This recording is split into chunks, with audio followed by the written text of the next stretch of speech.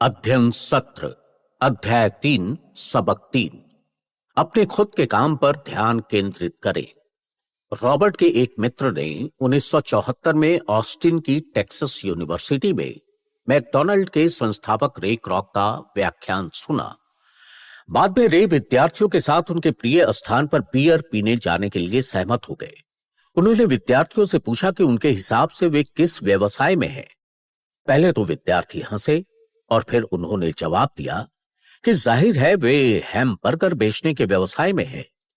लेकिन रे ने उन्हें बताया कि वे हैमबर्गर व्यवसाय में नहीं हैं, बल्कि रियल एस्टेट व्यवसाय में हैं। वे जानते थे कि हर फ्रेंचाइजी की जमीन और स्थान इसकी सफलता में सबसे अहम भूमिका निभाते हैं।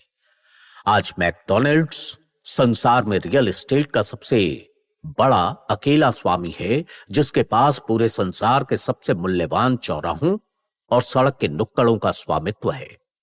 रॉबर्ट के मित्र ने उस सबक को दिल में उतार लिया और आज वो कई कार सर्विसिंग सेंटर्स का मालिक है। लेकिन उसका व्यवसाय उन कार सर्विसिंग सेंटर्स के नीचे की रियल एस्टेट है। बहुत सारे लोग दूसरों की खातिर काम करते हैं। उनके नियोक्ता, सरकार, टैक्स और बैंक मॉर्गेज। रे क्रॉक और अमीर डैडी अमीरों का रहस्य क्रमांक 3 जानते थे। अपने खुद के काम पर ध्यान केंद्रित करें। अपना पूरा जीवन किसी दूसरे की खातिर काम करके बर्बाद ना करें। आपके पेशे और आपके व्यवसाय में बड़ा फर्क होता है। अक्सर रॉबर्ट लोगों से पूछते हैं, आपका व्यवसाय क्या है? और वे जवाब देते हैं, ओह, मैं बैंकर हूं। फिर वे उनसे पूछते हैं कि क्या वे बैंक के मालिक हैं? और वे आमतौर पर प्रतिक्रिया करते हैं, नहीं नहीं, मैं वहां काम करता हूं। इस प्रकरण में उन्होंने अपने पेशे को गलती से अपना व्यवसाय समझ लिया है। उनका पेशा बैंकर का हो सकता है, लेकिन उन्हें अब भी उनके खुद के व्यवसाय की जरूरत है। बहुत सारे लोग किसी दूसरे के व्यवसाय पर ध्यान केंद्रित करने और उन्हें अमीर बनाने में अपना जीवन बिता देते हैं। अपने व्यवसाय पर ध्यान केंद्रित करने का मतलब कोई कंपनी शुरू करना नहीं है। हालांकि कुछ लोगों के लिए यह भी हो सकता है। इसके बजाय आपका व्यवसाय आपकी आय वाले नहीं, संपत्ति वाले कॉलम के इर्द गिर्द घूमता है।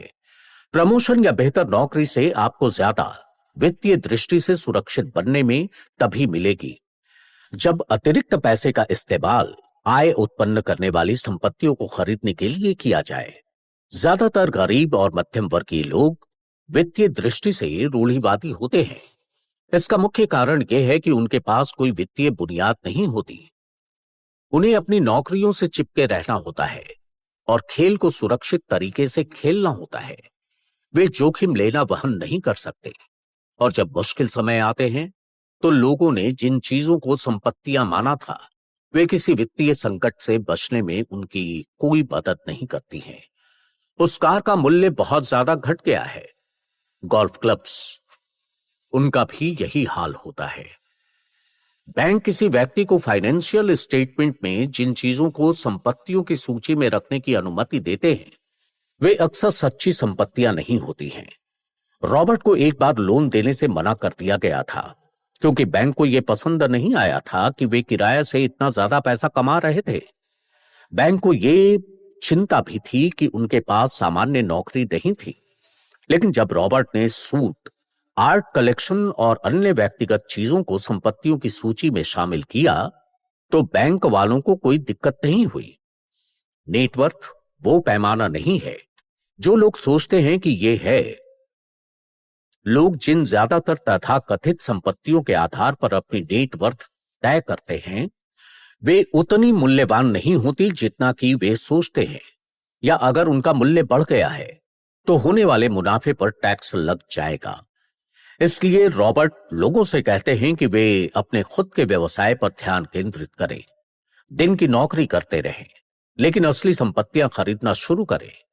दायित्व या व्यक्तिगत चीजें नहीं, जिनका घर लाने के बाद कोई सच्चा मूल्य नहीं रह जाता है। व्यय को कम करें, दायित्व कम करें और मेहनत से ठोस संपत्तियों की नींव बनाएं। अभिभावकों को अपनी संतानों के घर छोड़ने से पहले उन्हें ये सिखाने की जरूरत है ताकि वे समझ सके कि सच्ची संपत्ति क्या है। इसके फलस्वरूप वे खुद को कर्ज की जीवन शैली में नहीं फंसने देंगे। रॉबर्ट कहते हैं कि असली संपत्तियां निम्न श्रेणियों में आती हैं। ऐसे कारोबार जिनमें मुझे मौजूद रहने की जरूरत नहीं है। मैं उनका मालिक अवश्य हूं, लेकिन दूसरे लोग उनका प्रबंध करते हैं या उन्हें चलाते हैं। अगर मुझे भी वहां काम करना पड़े तो यह कारोबार नहीं होगा, यह तो नौकरी बन जाएगी।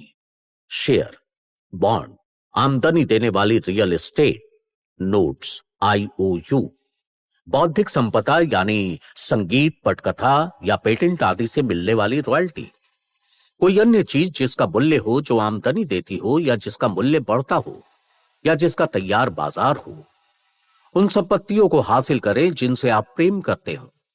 रॉबर्ट को रियल एस्टेट से प्रेम है, इसलिए वे अपना ज्यादातर समय उसके बारे में सोचने और उसकी शॉपिंग करने में बिताते हैं। अगर आप रियल एस्टेट को पसंद नहीं करते हो तो इसमें निवेश ना करें। रॉबर्ट छोटी नई कंपनियों के शेयरों से भी प्रेम करते हैं, क्योंकि वे खुद एक उद्यमी हैं। कुछ लोग इतनी कम पूंजी वाली कंपनियों के जोखिम से घबराते हैं, लेकिन रॉबर्ट इन्हें दौलत बनाने की जगह के रूप में देखते हैं। उनकी रणनीति एक वर्ष में निवेश बाहर निकालने की होती है। दूसरी तरफ उनके रियल एस्टेट की रणनीति यह है कि वे छोटी शुरुआत करें और मुनाफे पर लगने वाले टैक्स में विलंब करते हुए उन्हें बेचकर ज्यादा बड़ी जायदाद खरीदें और रियल एस्टेट को 7 साल से कम करें। मरीन और जेरोक्स के लिए काम करते समय भी रॉबर्ट ने अपने व्यवसाय पर ध्यान केंद्रित रखा। वे दिन की नौकरी करते रहे, लेकिन वे अपनी संपत्ति वाले कॉलम में सक्रिय रहे तथा रियल एस्टेट और छोटे शेयरों में कारोबार करते रहे। उन्होंने अकाउंटिंग और कैश मैनेजमेंट को जितना ज्यादा समझा, वे निवेशकों का विश्लेषण करने और अंततः अपनी खुद की संपत्ति बनाने में उतने ही बेहतर बनते चले गए। वे लोगों को कोई कंपनी शुरू करने की सलाह नहीं देते हैं जब तक कि उनमें सचमुच ऐसा करने की इच्छा न हो। अगर इच्छा नहीं है तो वे उन्हें सलाह देते हैं कि वे अपने दिन की नौकरी कायम रखें और अपने व्यवसाय पर ध्यान केंद्रित रखें। अपनी संपत्ति वाले कॉलम को मजबूत बनाएं और बनाए रखें। जब कैश फ्लो बढ़ जाता है तो लोग विलासिताओं में संलग्न हो सकते हैं, लेकिन सिर्फ तभी अगर कैश फ्लो उनका समर्थन करे।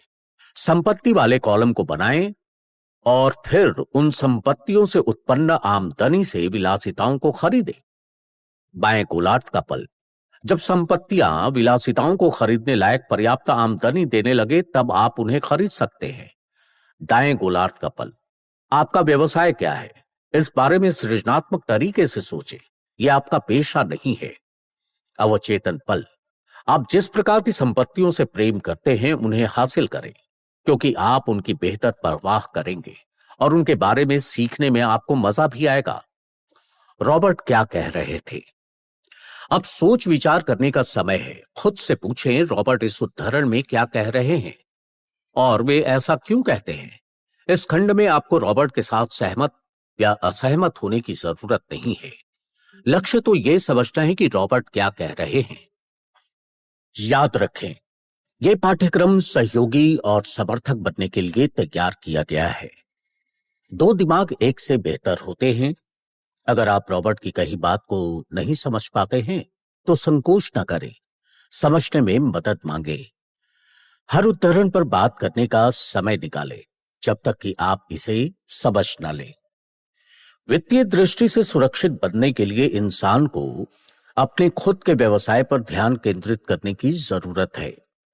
अमीर लोग अपनी संपत्ति वाले कॉलमों पर ध्यान केंद्रित करते हैं, जबकि बाकी हर व्यक्ति अपने इनकम स्टेटमेंट पर ध्यान केंद्रित करता है। वित्तीय संघर्ष प्रायः इस बात का सीधा परिणाम होता है कि लोग अपना पूरा जीवन किसी दूसरे की खातिर काम करने में बिता देते हैं। कई लोगों के पास अपने कामकाजी दिनों के अंत में अपने प्रयासों के बदले में दिखाने के लिए कुछ भी नहीं होगा। नेट वर्थ सटीक नहीं होती। इसका एक मुख्य कारण यह है कि जिस पल आप अपनी संपत्तियों को बेचना शुरू करते हैं, मुनाफे पर टैक्स लगा दिया जाता है।